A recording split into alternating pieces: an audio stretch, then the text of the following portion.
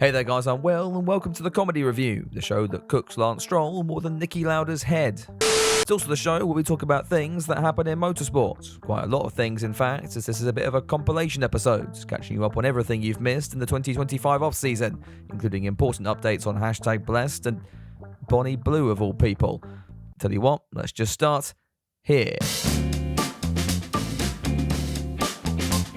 Ever since the 2024 season wrapped up in Abu Dhabi, the F1 world have been waiting for the inevitable announcement that Sergio Perez will be hurled out of the highest window of Helmut Marko's sex tower. The Mexican's car giving up on him on lap 1 in Yas Marina sort of summed up his year. A season so bad, despite Max Verstappen comfortably leading home another driver's title, Red Bull slumped to third in the constructors' race, beaten out by the Bottle Factory and some Italians who still think it's 2005. That avoided Red Bull's employees of their bonuses, but not to worry.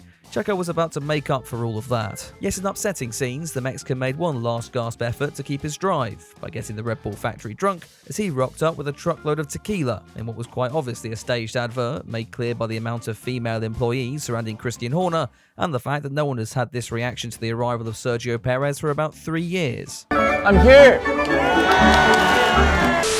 Yeah, if you'd like to see what actually happened with the aid of AI and some low-tier editing, here's my take.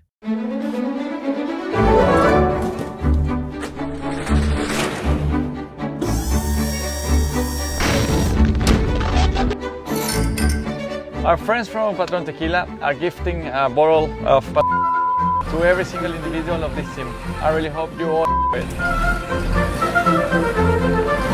That is your best ever drive, mate. That was sensational. Is that Checo? I'm here!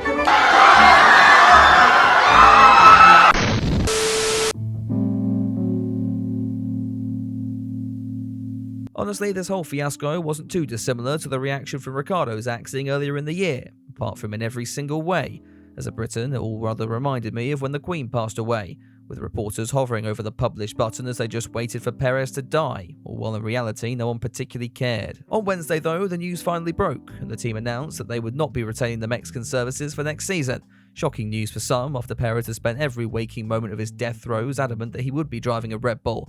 Guess they just didn't realise he meant this one. His "I'm not leaving" post a few months ago aged about as well as something that usually comes out of my mouth, X taking little time to publish the best community note I think I've ever read on the platform. Speculation was then rife over who might replace the Mexican, with incumbent RB drivers Yuki Tsunoda and Liam Lawson the leading candidates, given what's left of Franco Colapinto's career is still being reassembled by air crash investigators. Yuki finally got an official test with the Red Bull outfit at the post-season test in Abu Dhabi, claiming it went really well and the team were impressed with his feedback. So impressed, in fact, that they felt it would be better for Tsunoda to remain in his current position of acting as a benchmark to see which junior drivers are better than him. Lawson was thus unveiled as the team's new driver for 2025, in news that was so obvious, it wasn't really news. Oh yeah, I've got a sting for that, haven't I?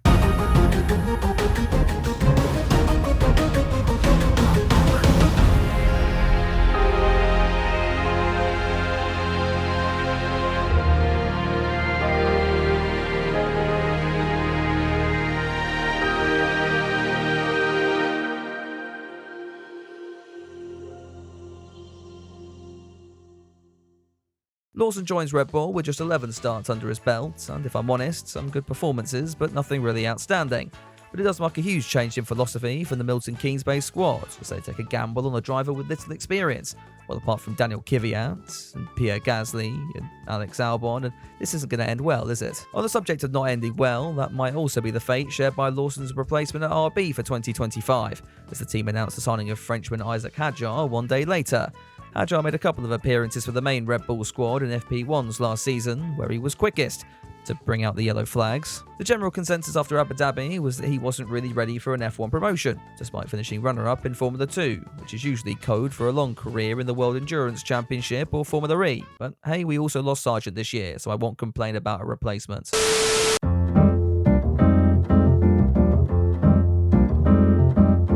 For the dense viewers in my audience, you may well have realised that the start of the 2025 comedy review is not in 2025, and the reason for that is simply due to the fact that I couldn't starve you of the content for that long, and no other reason whatsoever. It also lets me wish you a Merry Christmas and Happy New Year, something that the drivers got to do themselves in F1's annual Secret Santa. Highlights from this year include Lando Norris pretending to be excited over a piece of paper, Zhou finding out that someone had taxidermised his cat, Albon fisting a panda, and Franco Colapinto doing his part for F1's net zero goal by 2030. Unsurprisingly, since the guy seems to receive praise even when he bins it into the f***ing wall, social media have been swanning over Franco for littering.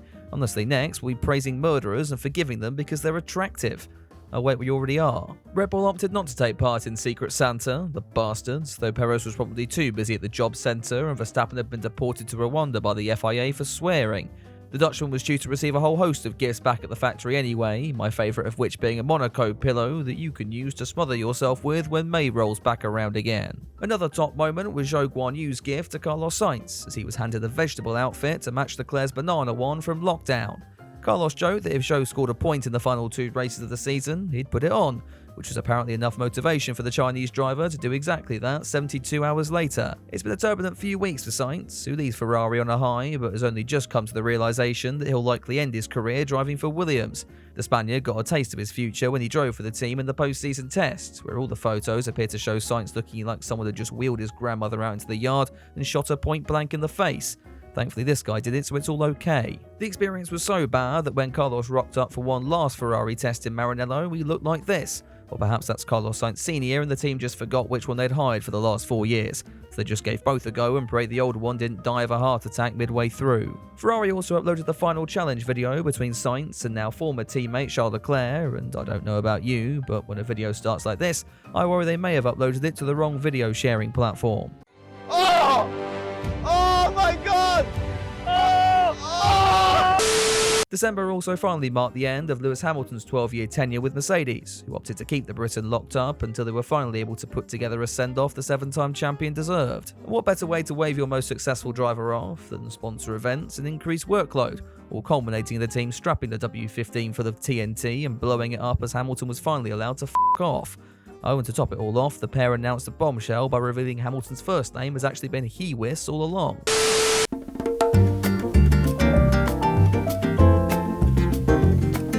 George Russell's had a fun few weeks. Mercedes are saying they'll be competitive in 2025, which is like Boeing saying they think their planes are safe. Also, his boyfriend's left him for an Italian, and Dutch border control want to kill him, so he can't even get over that in Amsterdam's red light district. And all this has now clearly taken its toll, as this shocking footage reveals, with Russell being asked to show off his best goal celebration, the result looking more like something out of Les Miserables, portrayed by the mentally ill. I'd keep it pretty low key. I think we'd be like, come on, yes! Woo! Come on, baby! And then just, Please kill me. That poor man. I hope someone does kill him.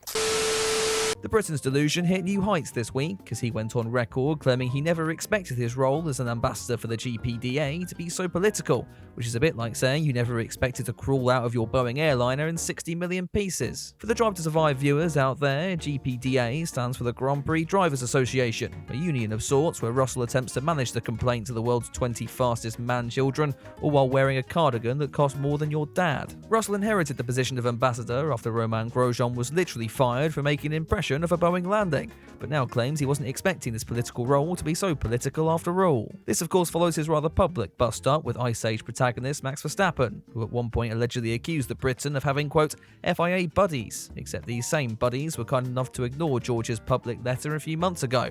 What we've actually worked out is that Woody here has no friends, which actually is quite sad if you think about it. George thought he was signing up for sensible chats about runoff areas. Instead, he's presiding over something that makes a kindergarten brawl look more like the UN.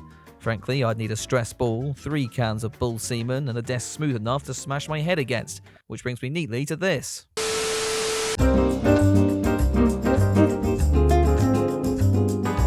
Aston Martin has spent the last year working out exactly what they want to be. They've got a new factory in full swing, hired Adrian Newey for 2026, yet still cling on to Lance Stroll for some reason. One of the Canadians' primary sponsors is construction equipment company JCB, A pretty good arrangement, as the team gets a ton of money and JCB get a ton of screen time when Lance twats it into a wall. Now the pair have collaborated, making this an Aston branded thing with big wheels and flaps, and it's called Dr. Ven for some reason. The company have also attempted to appeal to the younger generation because nothing says trendy and cool like a big load-all. They've done this by attempting to make this one of those ASMR videos, except the sounds make me feel less calm and more likely to walk into the JCB factory brandishing a pair of AK-47s. And for legal reasons, that is a joke. Please don't shoot up the JCB factory like an American middle school. On a real though, I don't understand this content. Oh, look, he's opened a door. Now he's stroking it. Oh, don't tell me he's about to flick the button.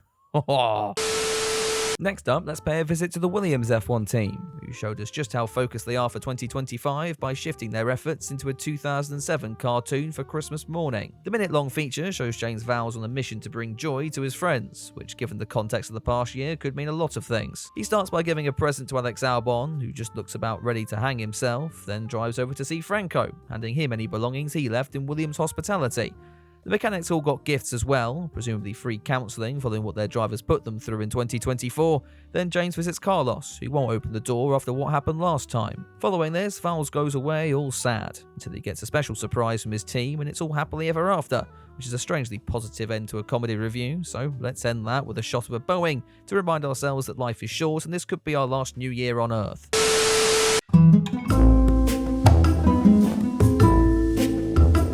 So in case you aren't aware, Lewis Hamilton officially joined Ferrari, with the endless coverage kicking off with a photo of #blessed forgetting how to properly wear a coat. The Briton was stood outside the house of Ferrari founder Enzo Ferrari, complete with an iconic F40 to remind Lando Norris of what one looks like before your mate spins it into a wall. Unsurprisingly, many were quick to analyse this photo like it was their English GCSE exam, with several pointing out that the 7 windows on the property represented Lewis's 7 world titles, with an additional door to the 8th. Now maybe I'm a cynic, but perhaps Enzo just liked his house to look relatively fucking normal. Or maybe, if you really want to read into this, Lewis is stood here because, like Enzo, his career has been dead for a while now. Hamilton's first day at Ferrari consisted of shaking hands, standing in front of closing doors for dramatic effect, shaking hands, casual assault, shaking hands, and pulling the face my nan makes when I get a bit too close to the plug on her life support machine. Oh, and he also seems to have found this superpower of making people fake laugh at things that have zero comedic value whatsoever. Well, now I know where to come find you guys. The hype was in fact so great, when it finally became time for Lewis to get out on track, the view was obscured by Team LH's combined ejaculate, and when Sky Sports rocked up, it didn't appear they were going to be much better either.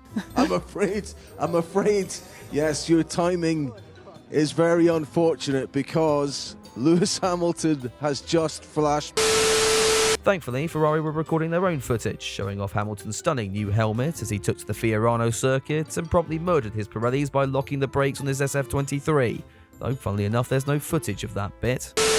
It all had to come crashing down at some point though, and sure enough, it eventually did, as news emerged out of Barcelona that #blessed kept up his tradition of joining a new team and immediately sacrificing one of their cars to the gods. What was most strange about all this was how Ferrari attempted to handle the situation, claiming it was only a minor incident, though then going on to clarify that Hamilton was still alive, as if anyone had thought otherwise. Regardless, a high-profile driver crashing early with his new team was bound to stir discussion on both sides of the F1 fanbase, with some cutting straight to the Hamilton is washed argument, while others tried to claim he had just been pushing the car to its limits and thus the Briton binning it is actually a good thing. Quite frankly, if you want the sensible take, Hamilton crashing the Ferrari means about as much as all. Drivers crash all the time and know how to reset and bounce back. Unless you're Lance Stroll, in which case you're a brain-dead f***ing donkey. Could always be worse though. You could be Carlos Sainz, who was once again pictured on Williams' social media looking like someone had just executed his entire family. First ride in blue, the team posted to their YouTube community page, before posting it again,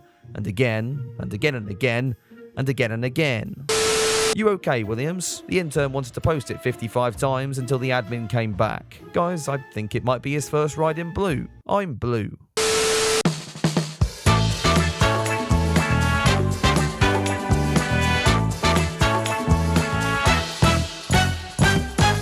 Now, just over a week ago, I made some amazing predictions ahead of the 2025 F1 season. I'd say go and watch that, but it's been copyright claims, so literally just go watch any of my other videos instead. Anyway, for newer viewers, I have this little tendency to say things, only for them to age about as well as this photo of Lewis Hamilton next to this childminder guy or something. Not this year though, as one of my predictions has already come true, and it's the one where I said Mohammed Ben Sulayem would do something in 2025 that would make me call him a This week, the FIA unveiled an update to their rules and regulations, including a very slightly controversial article outlining how any driver who swears 3 times within a 2-year period could be fined up to €130,000, docked championship points, and banned for the sport for up to a month. All in the same week where mobile swear jar Gordon Ramsay has been signed up as head chef for F1's hospitality unit.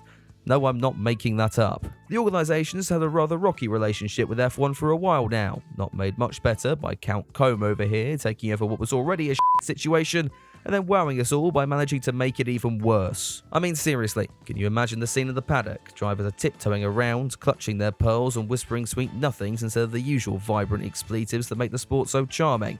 Picture it now, Verstappen on the radio. "Oh dear, I appear to be slightly inconvenienced by the antics of my dear Stroll. Please do advise."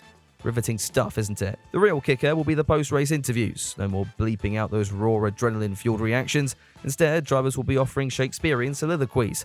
"Alas, dear podium, thou art not mine this day. Forsooth, the strategy department did betray me." But hey, at least the FIA's draconian swear jar will be well funded. Perhaps they'll use that hefty €130,000 fine to buy themselves a sense of humour. Or maybe install the swear-free zone in each circuit, complete with a daily public hanging where drivers can repent for their linguistic sins. And remember folks, in the world of F1, it's not about the speed, the strategy, or the sheer thrill of the race. No, it's about keeping your language as clean as your racing lines. Welcome to the new era of motorsport, everybody, where the only thing faster than an F1 car is the FIA's crackdown on fun.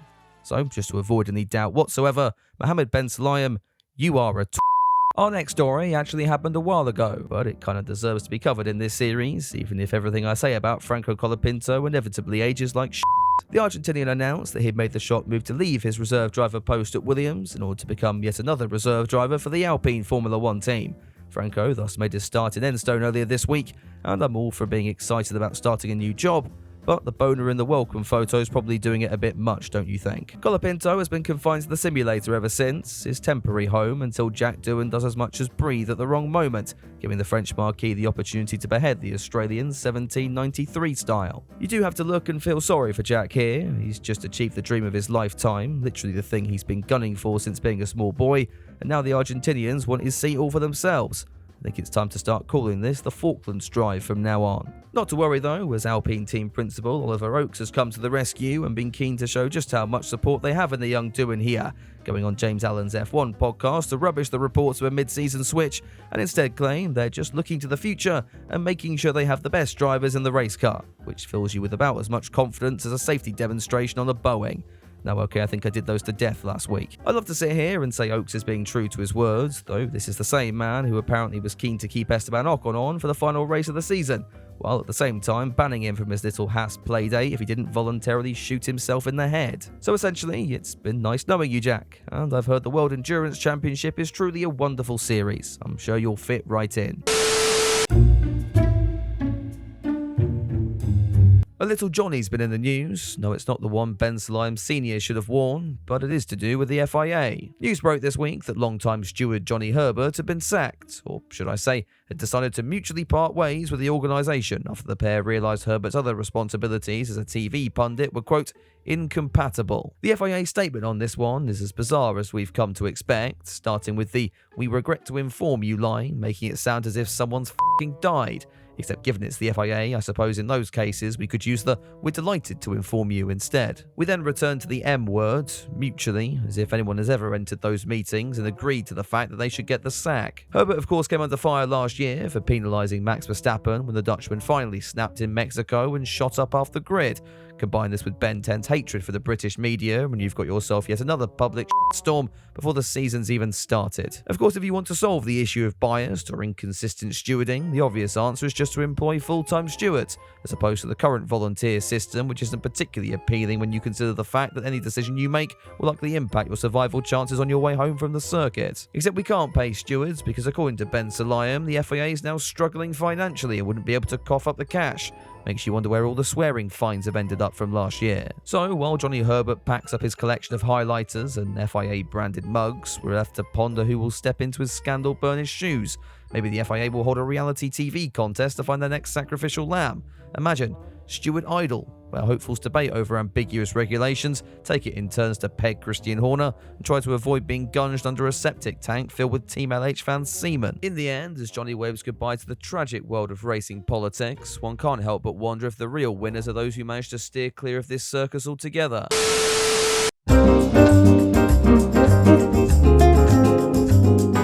There's that old joke about one of the greatest comebacks in sporting history being Lewis Hamilton's hairline. I happen to have my own theory that the further it recedes, the more likely he is to bottle the championship, but at least the Briton was able to recover his dignity quietly without bringing it to much attention. The same can't quite be said for Pierre Gasly this week, who unveiled a tragic new look and has since been ridiculed by fans online. The worst part of this story is where it appears the Frenchman has got his new hair from. This disturbing scene showed Jack Doohan will do almost anything he can to retain his 2025 race drive, even start the season looking like he's a prisoner of war. If you haven't been able to tell yet, it's been a bit of a slow week in the news, and continuing that trend was Aston Martin, who decided to hold a concert to promote young and up-and-coming artists, which is a clever spin on failing to attract anyone good. The show was headlined by a man yet to come into contact with sunlight, who performed new songs for his fans and members of the Aston Martin Formula One team.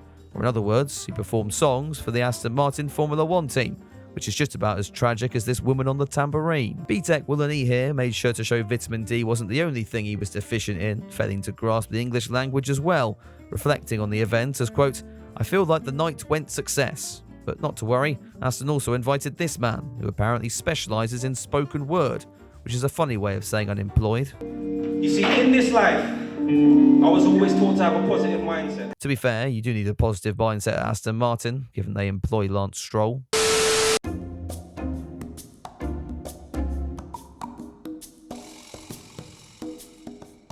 I think we can start calling this segment the FIA Corner at this point, as it doesn't appear as if a week can go by in 2025 without the sport's governing body finding a new way to piss all over their hard work. Flexi wings have been a hot talking point for what seems like 15 years now. For those unaware, this is the process of F1 teams making their aero structures deliberately in very specific ways. That allows components like the front wing to flex under load when the car is on the straight, thus allowing them to generate less drag and increase the car's straight line speed before returning to their normal configuration to provide downforce for the corners, which is a rather important thing to get right, otherwise your car will end up doing something like this. Making this matter even more difficult is the FIA standard load tests, where they employ some fat to sit on each team's front wing to make sure it doesn't flex too much. Come on, this was starting to sound more like a video from the race. I had to bring expectations back with that one. Late last year, some teams tried to argue that this test wasn't good enough, though at the time, the FIA quite likes their fat and said nothing would change going into 2025. Only now, nearly 6 months later, it has, with the governing body announcing stricter tests, presumably 2 fat from the Spanish Grand Prix. This has understandably riled up teams who've likely spent millions developing their 2025 cars around this concept, and it's particularly bad news if you're 5 years old, as McLaren were one of the biggest benefactors of the trend last year. The result could well end up being a two-pronged 2025 championship, where one group of teams run away with things for the first 9 races, only to leap off a cliff once Barcelona comes around. And in the FIA's rare defence, that did give us a rather exciting 2024, so maybe it's not all bad. Let me know your thoughts down in the comments, or don't, do whatever the you want.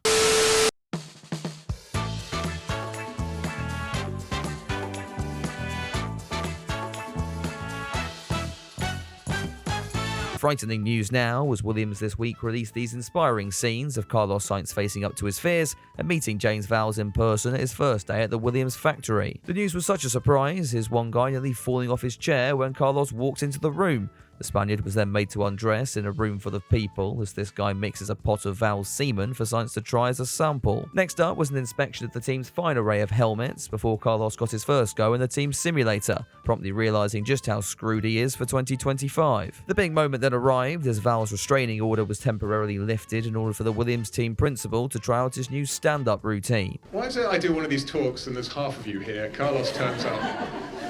Excellent answer. I'll send you some money later. You've been made aware that all new starters do karaoke, so...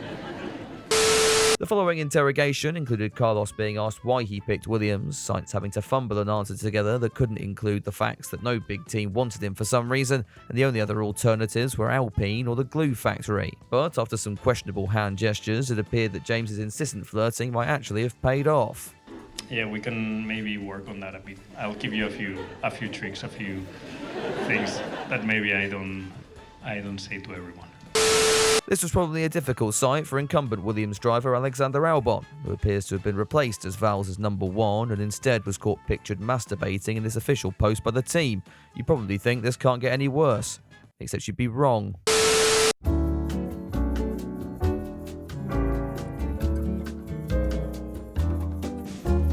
One of 2024's homeless has been reunited with an old flame. Slow Guan Yu teaming up with Ferrari as one of their new reserves, the Chinese driver returning to the team he last represented when he resembled a fetus. Slow will join fellow forgettable Sauber reject Antonio Giovinazzi in the role. You know, I was once told by someone, who may or may not now work in the paddock these days, that they didn't want to say the Italian's name because it ended in Nazi. It does make you question what the is wrong with our species, and I know I'll get away with saying this because after the disability joke in the first 30 seconds, there's no way she'll have made it this far in. Returning to Slow though, and many are pointing to this as a last gasp bid to return to the grid with Ferrari-powered Cadillac in 2026. The Chinese driver also has links with team boss Graham Loudon and has the added benefit of bringing the Chinese government along for the ride. Will this work out for the lads? Part of me actually hopes so, because jokes aside, he seems like quite a nice guy. But I'm also a realist, so I really hope you enjoy that simulator room. You know, we've covered quite a lot today, yet looking back, it feels like we've achieved all. Thankfully, we're only a couple of weeks away from launch season, and I might actually have something to talk about. So as we approach the end of this comedy review, I'll leave you with this. Valtteri Bottas made his return to the Mercedes factory this week. I don't think he's salty about leaving Sauber whatsoever. 30 seconds. Yeah, and then you see when it's, and then you have to open it up a little. Still faster than some of my pit stops. After all that filler content then, it's about time we get to F1 75 Live. All 10 teams revealing their 2025 liveries on the same night, though you probably already knew that since F1 wouldn't shut the f*** up about that bit. I was very lucky to be able to attend the event in person, so before we begin, a huge thank you to Formula One and the O2 Arena for making me sit in the queue for 2 hours whilst bots snapped up all the actual tickets. I wasn't going to miss this one, however, so I jumped straight on the resales, thankfully before they started going for stupid money. I got a ticket though, and I could finally relax. Then F1 dropped this bombshell literally 5 minutes later. Not to be deterred though, I thought I may as well give this one a shot. So I started filming some trains like a fucking weirdo, eventually hopped onto one, and then headed over to the O2 to see what I could find. We were treated to some F1 content straight away, Aston Martin having taken over North Greenwich Station, making sure our standards were set as low as they possibly could. It seems the trend for 2025 is for teams to come up with these irrelevant new slogans for the year ahead. Aston were quick to show off their rendition, "Feel the Unseen." I'm assuming that must relate to Lance Stroll's talent. Having found my first Formula One car, surrounded by a group of 40-year-old men having a collective wank, I had a wander around the local area and somehow managed to get lost. That did mean I stumbled upon an older Formula One car, which I think is an old Senna Tolman, though if I'm wrong, you can boost my engagement down in the comment section below. This was guarding the entrance to whatever this is. All I could tell is they were sending pictures of a melted Daniel Ricciardo. Anyway, having unlost myself, I decided to finally walk up towards the arena, which was lined with a selection of decapitated drivers' heads, with the general public's British bias also on full display. I'm not taking pictures at answer. The O2 awaited then, and after being distracted by F1's new anti-swearing ambassador and another reference to Lance Stroll's pace, I got through the first line of security and made it inside. There were some big posters here, another F1 car, and another reminder that it was Valentine's last week, just in case I wanted to go to the roof of the O2 and proceed to throw myself off of it. But then I ran into a problem. I couldn't get to the roof of the O2, and I'd also travelled around the entire arena before realising I'd done everything there was to do, and the event was still 4 hours away. That gave me plenty of time to get some more B-roll footage. This was going to be a cracking panning shot before I realised I was filming the play area for McLaren fans and I just looked like a f***ing nonce. So after crying over some Danny Rick merch and trying one of Sweary McSwearface's burgers, it was finally time to get in, and pray no one mentioned my resale tickets, or my camera, which turned out was also meant to be banned. Be nice to security though, guys, and having done some expert level flirting with the man on the door, I was let in no problem. And being so early, I was officially one of the first to be allowed into the event, only to realise it was another hour before we could actually sit down, and I should instead wander around this holding area conveniently lined with expensive bars. It's almost as if that was planned. Meanwhile, all the teams of drivers were arriving at the red carpet, Yuki Tsunoda showing off why you shouldn't attempt a donut when you can hardly see over the dash, and the Alpine drivers rocking up in... Honestly, they would have been cooler if they pulled up in one of these. Eventually though, we were back on our way, and having gone past Lance Stroll's dressing room, we got into the main arena, and holy shit, this was cool. I get people have come here to watch me tear this event to shreds, and don't worry, we'll get to that, but as an actual spectator, this was unbelievable, and hats off to whoever organised this, they've knocked it out of the park. The view itself was amazing, and as it turns out, the reason why it was so amazing was because I managed to stumble into the section specifically reserved for guests of Williams. Whoever put this likely free ticket onto Viagogo then, you're a clever little bastard, I'll give you that. Can't say I'm complaining though. It was time for the show to kick off then, with F1 hiring certified posh Jack Whitehall to host the event, whose opening introduction managed to make the comedy review look about as funny as a documentary on the Holocaust. To sum this up, Whitehall immediately called out Max Verstappen, called George Russell autistic, compared Lewis Hamilton to a Fortnite character, and sucked off James Vowles, all in the monologue that I'm sure made anyone already screaming British bias to have a brain aneurysm. And with that, it was quickly over to the team reveals, and for a bit of fun, let's rate these for the livery itself and their little performance that went along with it, some of which were much better than others. Kicking us off were Kick Sauber, who were very keen for us to look to the future, probably as the past has been pretty for them recently. We got some people hitting some drums with these big neon dildos before a final reveal of the car, and holy shit, this is awful. Right, before people start tearing my ass a new one, the renders, fantastic. Honestly, this looks incredible, but it's like going on a Tinder date with someone who's a solid 9 out of 10 on their profile, and then when they rock up, you find yourself sat across from the fucking Gruffalo. This car in the flesh looks like it's thrown up over itself, and I'm not even going to start on that attempt to matte a carbon gradient. Generally one of the worst liveries of the night. The performance, I mean, it was as basic as they come, so we'll give it a 5 out of 10. After some awkward Whitehall flirting, Williams were the next team to reveal their 2025 colours. They gave us a nice reminder about a time when they weren't a glorified meme, before cutting to the chase and showing off a car that is, well, it's growing on me, let's put it that way. From where I was sitting, it was kind of hard to get a feel for this one, though while I think it would look much better if they just stuck with the darker shade of blue all round, I can't say I hate it. The show, meanwhile, got straight to the point, gave us some interviews, then an awful video selfie where Alex Albon actively tries to run away from his team boss. Pretty entertaining. Now over to VCarb to f*** it all up. The outfit of a new name once again, now Visa Cash App Racing Bulls. The team hiring this Munya guy to terrorise the British public to ensure they all knew about it. Oh, look, Lewis Hamilton. Shoo! Man's in a Ferrari and that. Now at the event, I actually kind of enjoyed this. I'd also had quite a lot of wine. Now, sat at home, this was like watching a KSI video from 2014. We were treated to the best of the British public, stripping grannies, and a bunch of people who weren't totally hired by the team whatsoever. Is Yuki Tsunoda the best driver? Yes. Correct answer. I will sign for you. I firmly believe that VCarb has something worth watching. I'm actually really excited to see what the Visa Cash App Racing Bulls have got up the sleeve. No, you don't, you stupid thumb. But after 4 whole minutes of this that I can sadly no longer get back, it was time to unveil VCarb's 2025 look, and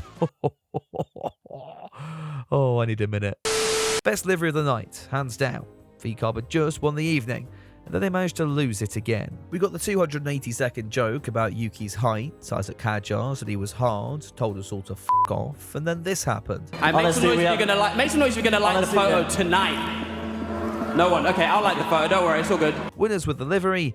Events, yeah, the runway was in sight. You were all lined up, and then you hit the World Trade Center. With the first set of cars now revealed, it was time for a musical interlude, and half of the stadium to f*** off for another drink. Performing across the evening with these guys, who I've never heard of, this country guy, who I've never heard of, and Take That, who I have heard of because I'm not that much of an uncultured swine. After that were Haas, and when you start like this, you just know you're in for a rough ride with this one. With Cadillac entering the fray next season, Haas were big on the message that they were America's team coming into this one, and in true American fashion, they would go big and then cock it up royally. Firstly, we all knew what this car was going to look like after it leaked on Twitter over the weekend. Then for anyone who missed that, the team cocked their timings up and leaked their own car too early anyway, and we've not even got to their actual launch yet. This was designed to be a trip through the last 10 years of the Haas Formula 1 team, though instead played out a little more like a crash compilation you'd expect to find on F1 TikTok. They even got the car to do the Mazepin live on stage. Moral of the story, don't go around flaunting your history if your history is shit. I mean, look at Germany, for example, when you see them bringing that up. At least the team made up for things with their livery, which would have garnered more praise had we not seen it twice already. Definitely the best the team has looked in its 10-year stint in the sport, but the showcase was the definition of trying too hard. Right, who do we have next? Oh, here we go. Hats off to Alpine, whose initiative to get the homeless off the streets saw them bring one out to do a DJ set while we all wondered when he would f*** off so we could actually see their actual car. When the A525 did appear, the team were clearly so embarrassed they attempted to keep it hidden under a sheet, and probably for good reason, as when it was finally revealed, we got Gorlock the Destroyer if she identified as a Formula 1 car. Now, I've held this rather controversial opinion for a very long time. BWT can f*** off. All they do is scream about everything being pink, then ruin liveries, and here they've done it again. New shade of blue, love that. It's nice to see a metallic finish, considering the matte shit on the rest of the grid. Change that pink to literally any other colour, and you have a stick livery. Instead, we're forced to watch this for the next year. All in all, it took 7 minutes to actually show us the car, and it doesn't even look that good. Can we just cancel all of France and be done with it at this point? So now we all wanted to pour hydrochloric acid into our eyes. F1 thought this would be a good chance to slot in a thank you message to the FIA. The venue noticed that, however, and rightfully booed it, so even Laura Winter can't hold it together. On the subject of things we don't care about, we got an F1 Academy feature before swiftly moving on to Aston Martin, who seemingly asked an AI model to do their launch for them. It started with a James Bond sequence that looked to be made on a budget of £5 before they introduced me to my new sleep paralysis demon, and then transitioned into orchestra. Did someone just reach into my crack and pull this out? When it was finally time to reveal the car, it looked like we were about to get the exact same as last year.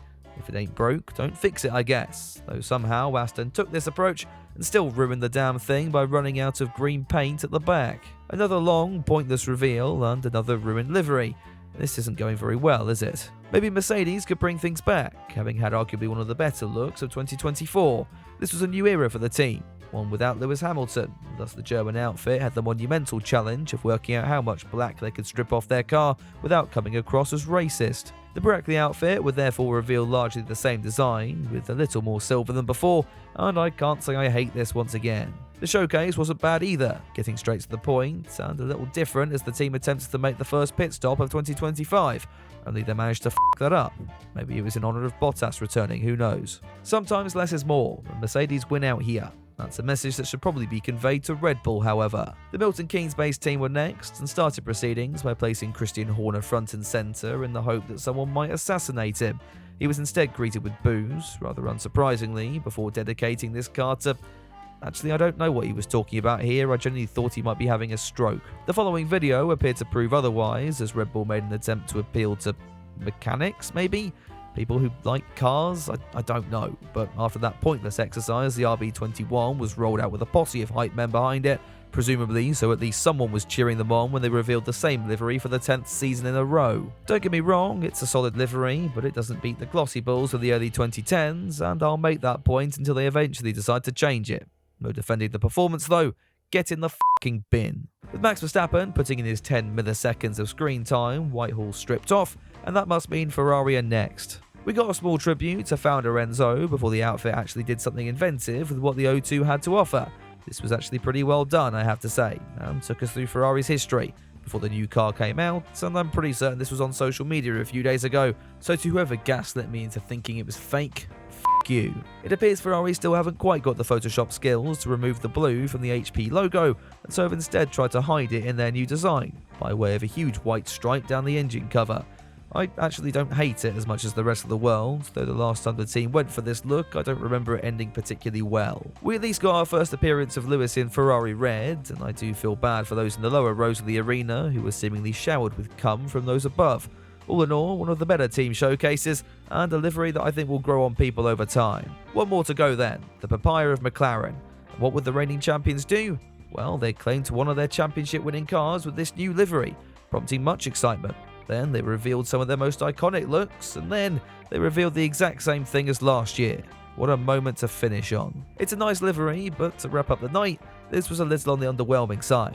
Biggest winners here are whoever sits in the McLaren design offices. They're being paid to do f*** all right now. We're almost done. Now it was time for all 10 teams to return to the stage and for one big photo opportunity, which half the arena missed because they left during the Take That performance. Joke's on them. This capped off a sick night from someone who watched it live. Maybe a touch cringy for everyone watching it at home, but this could easily have been far worse. As an initial attempt at this sort of thing, I don't think they could have gone much better. Maybe a public hanging of Mohammed Ben Sulayem, but maybe that's asking a little bit too much.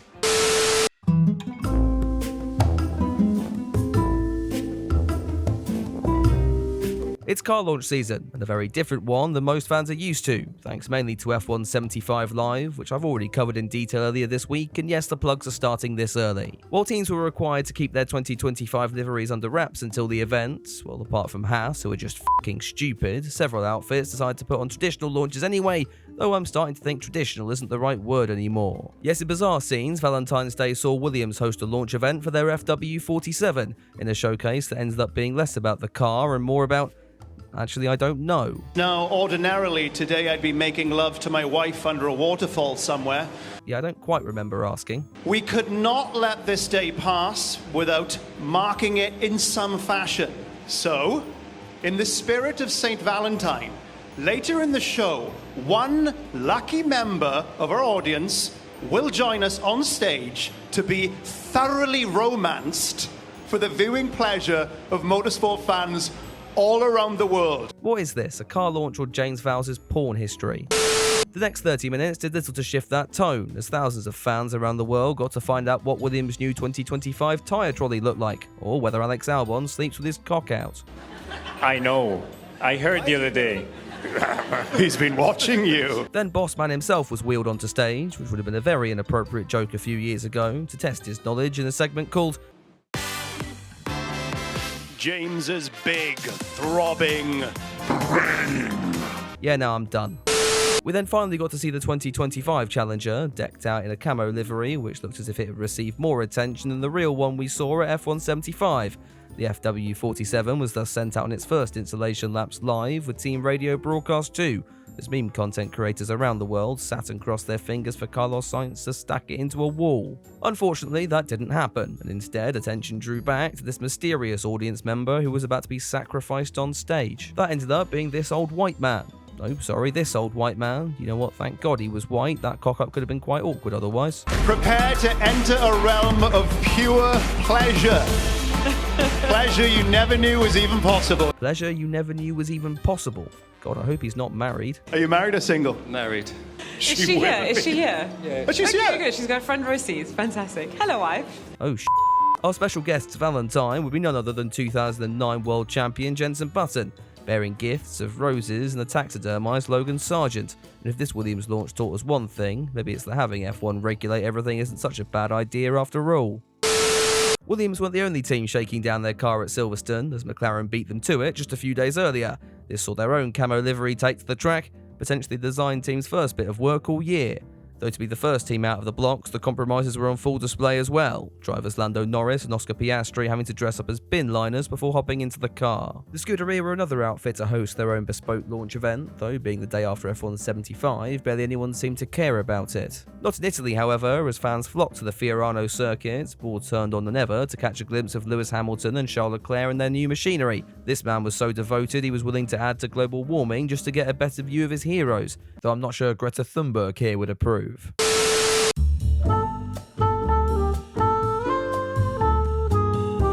Some teams don't need a launch event to cause controversy, you just need an OnlyFans model who makes a living by shagging as many people as possible in under 12 hours. That said, I make a living virtually shagging Daniel Ricciardo, so maybe I can't have an opinion here. This is the last year of the Stake Formula 1 team, before it transitions into Audi for 2026, and perhaps that's a good thing, as judging from the news this week, it might not be the Stake F1 team for very much longer. Stake have this week been forced to remove their services from the UK, following an advert featuring now infamous OnlyFans model Bonnie Blue, who decided to stand outside Nottingham Trent University and, quote, as promised, sleep with 180 barely legal 18-year-olds, because that doesn't sound noncy whatsoever, does it? Apparently this video falls under sexual content, which you'd think would be f***ing obvious, and when you combine that with a gambling advert, the backlash comes back hard. Hard. Hats off to Sauber though, for failing to apologise or even acknowledging the drama, and instead incorporating it into their new livery, with its inspiration taken off of a swab taken from Bonnie Blue's vagina. Anyway, on the subject of companies that are on the rocks, our final story this week involves none other than the FIA, but hold on, this is actually good news for once. Following their booing at F1 75, it appears that Ben Sulayem has finally worked out that people don't like him very much. In order to appease the crowds of angry Formula 1 fans, he's gone into his big book of things they actually want and spurt some shit about the return of V10s. Now look, I'm not saying this wouldn't be a desirable idea. In fact, I think all of the 40-year-old traditional fans still capable of producing semen have just unloaded over their computer screens at its very mention. Problem is, it's just not very practical. F1 has just got some huge manufacturers on board. You've got the likes of Audi, Ford, General Motors, even potentially Toyota if Haas can be somewhat competent this year. A lot of those are joining based on the engine regulations and what R&D they can take back to their road car division. And while we'd still be looking at a future for the synthetic fuels and hybrid technology, I'm not quite sure how many of those companies are looking for engines that rupture your eardrums or guzzle fuel like your mum guzzles my cock.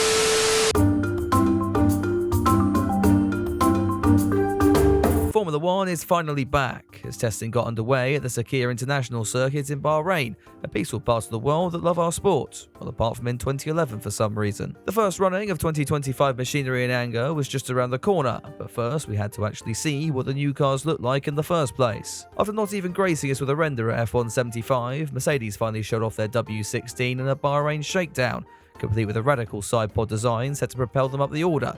That show went well last time, didn't it? The new car prompted a flurry of responses from Twitter engineers who are so knowledgeable they haven't been hired by teams, presumably because it would give them frankly an unfair advantage. I've got an engineering degree, which was a great waste of 4 years, wasn't it? Anyway, I thought I'd give this a go. So, here on the Mercedes we can see a front wing. That's a mirror, which is particularly hard to spot given it's facing away from you, and a particularly sneaky addition to this Mercedes is this fake air intake, which has been closed off to stop Toto Wolff from f***ing it. Yet again, Mercedes come into a new season screaming from the hills that they finally understand their car and can challenge back at the front, though I do find it interesting that since this initial shakedown they've been all a bit quiet about that. In fact, George Russell was so traumatised at these upsetting scenes, see him covered in one of those emergency blankets and waving like Rishi Sunak for some reason. Elsewhere on the grid, we got this 50 Shades of Grey inspired video from Aston Martin, who showed off their 2025 livery, which we'd already seen of course, on a poorly rendered new car. This of course prompted a wide array of questions from the media, the biggest of which being, what was the f***ing point? That takes us to the on-track action, and you see, here we have a problem. Fans of the channel may remember halfway through last year, myself and Formula 1 management may have had a little falling out. Long story short, they tried to kill the channel, I now sell mugs with a middle finger on it, and the comedy reviews of 2024 were mutilated to the point where they were glorified slideshows. Not this year though. I'm committed to finding an alternative, and well, I think I may have found one. I'm now going through the painstaking process of animating every single frame of every single session into a professional cartoon-like masterpiece. And look, I know what you're thinking. God, Will, where has that artistic talent been all these years? This looks so accurate to real life. Now, hang on, why have you put that on the screen? Go away. Will it work? Who knows? But remember the last time someone's artistic genius wasn't given the credit it deserved? Yeah, it didn't end very well, did it? So with that threat out of the way, let's get into day one of testing. Lewis Hamilton has been at Ferrari for well over a month at this point, though his first appearance with a Scuderia in an official session was still enough to make Team LH lactate at every mention of his name. That was all tolerable until someone's bodily fluids got into the electronics box at the Sakir International Circuit, plunging the track into darkness and bringing out... Oh, I've got to bring this back again, don't I?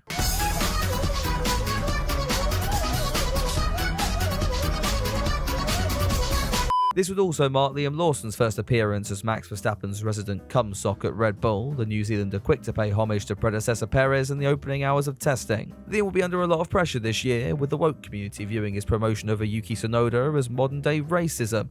The newly rebranded Racing Bulls outfits have already caught some attention this season by painting their car in their new favourite colour and hiring the French reboot of Daniel Ricciardo. I mean, come on, it can't just only be me that sees this, right? Maybe it's just the nose. Isaac Hadjar here would have another moment later in the day as his V-carb demonstrated the rear end of your mum.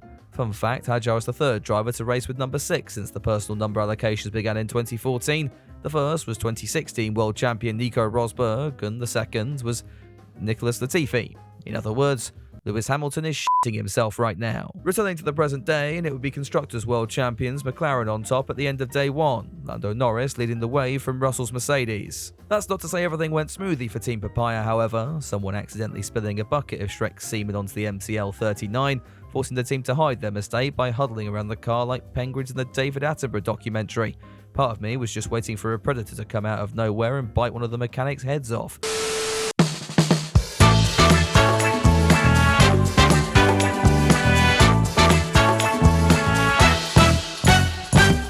first day in Bahrain would see the first bit of contact for 2025, Piastri and Hulkenberg coming to blows in, quite frankly, a rather strange incident you'd expect more from a dementia-ridden grandmother trying to park outside a Tesco Express. With confirmation then that Sauber would still be doing Sauber things in 2025, we'd see a new name hit the top, as Williams signee Carlos Sainz entered the day fastest, just in case you needed any more evidence to prove that testing times mean f*** all. His replacement at Ferrari, Lewis Hamilton, topped the morning running, despite forgetting where turn 1 was at one stage.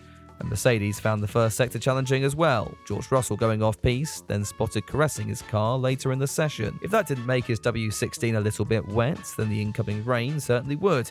Yes, you did hear that right. Bahrain, the place so arid that even a puddle is considered an act of God, decided to host a surprise downpour as running got underway. That meant 10 Formula 1 cars, piloted by the best drivers in the world, got to pootle around looking about as useful as an MP in a food bank. Jack Doohan went straight on at turn 4 and was promptly wheeled into the garage while management went on the hunt for Franco Colapinto. As the rain intensified, many of the teams were faced with quite a significant problem, many opting to only bring dry tyres in their allocation for testing, mainly because we were in a f***ing desert and using the inters or wets is like having the choice of a paper towel or a shower curtain when your house is on fire. That meant teams like Haas or Aston Martin were rather proud of the fact they'd actually bothered to read the weather forecast for this week. I mean, well done guys, you brought intermediates, but you're also last for the second day in a row, so celebrate while you can, I guess. Haas were literally laughing their asses off when the final day of testing rolled around and their VF25 started stripping off on the main straight, and giving the other 9 teams an excellent view of how not to design a Formula 1 car. At the other end of proceedings, McLaren were looking like the team to beat, long-run performance placing them well ahead of their rivals after day 2, but the final morning was conveniently filled with mistakes for Team Papaya, Lando looking to go quick before practicing the famous bottle of 2024 before he could set a competitive lap time. Still, could be worse. Here's Alpine resorting to suffocating Jack Doohan. Bahrain f***ery was also at work once again, the red flags flying after Sergio Perez's 2025 role was finally unveiled and a stray bus started to make its way onto the track. Oh, go on, do the thing then.